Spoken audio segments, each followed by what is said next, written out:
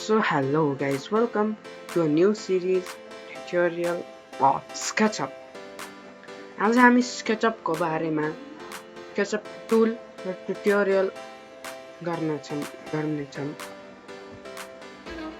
So SketchUp चाहिँ के हो भन्दा हामीले केही बिल्डिङ केही बनाउनको लागि युज गरिन्छ। आज चाहिँ म सिम्पली सिक्नको लागि भन्दैछु। फर्स्टमा हामी चाहिँ टुलबाट स्टार्ट गरौँ। फर्स्टमा यदि हामीलाई यो आइदैन भने हामीले यसलाई सेलेक्ट गर्न मिल्छ कि डाइरेक्ट यसलाई क्लिक गरेर डिलिट अप्सन थिच्नु। सेलेक्ट अप्सन त जे कुरा नि सेलेक्ट गर्न सक्छ। अब हम erase टुलमा so erase टुलको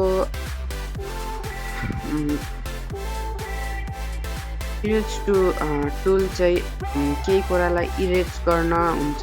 just like मैले यहाँ यो ड्राइङ बनाएको छु। यो ड्राइङ मलाई इरेज गर्नु छ भने मैले यहाँ क्लिक गर्छु।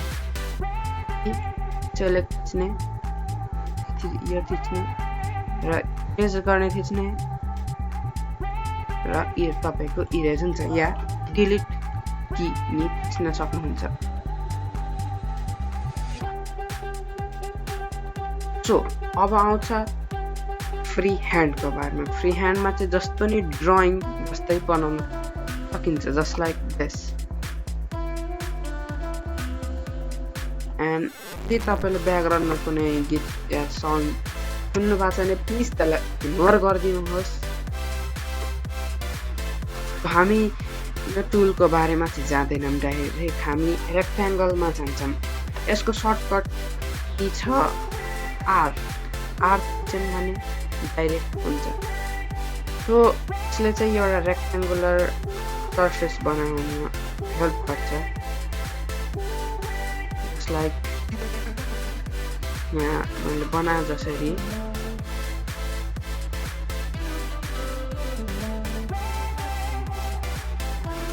अनि त्यसपछि छ रोटेट एंगल। सो यसको बारेमा नि हामी केही गर्दैनौँ, तर यसले तो अब हाम्रो आउँछ टुल पुल एन्ड पुश टुलको बारेमा। पुल एन्ड पुशले चाहिँ के गर्छ भन्दा तपाईको यो सर्फेसलाई माथि तल या साइड कहीँ लग्नु छ भने त्यसले हेल्प गर्दछ। सो यो पुल र पुशको अप्सन टुलको बारेमा तपाईँ थाहा पाइन। हामी यहाँदेखि यहाँसम्म को केही अहिले गर्दिनँ, त्यो म तपाईलाई नेक्स्ट एपिसोडमा भन्छु। र अब आउँछ हाम्रो अर्बिटको। यसले चाहिँ काहीँ नि रोटेट गर्न सक्छ, जस्ट लाइक दिस। सपोज मलाई यहाँ एउटा पुल र पुशको अप्सन चाहियो भने म यस्तो गर्न सक्छु। सो अनि अब हामी आउँछौँ पामको बारेमा। यसले चाहिँ जहाँ नि मुभ गर्न सकिन्छ, यहाँ भ्यू देख्न मिल्छ। And this is zoom in zoom out. तपाईले माउसको व्हीलमा नि गरेर गर्न सक्नुहुन्छ। अनि अब हामी टुल्सको बारेमा गरौँ। सो पुल र पुशको चाहिँ मैले भनिसकेको छु। यसले जानी गर्न सकिन्छ, जस्ट लाइक दिस हाउ मैले गरेको छु। सो यसले चाहिँ हामीलाई जे नि बिल्डिङहरू केही घर केही बनाउन छ भने यसले हामीलाई हेल्प गर्दछ। अनि यसलाई जस्तो शेपमा नि राख्न सक्नुहुन्छ।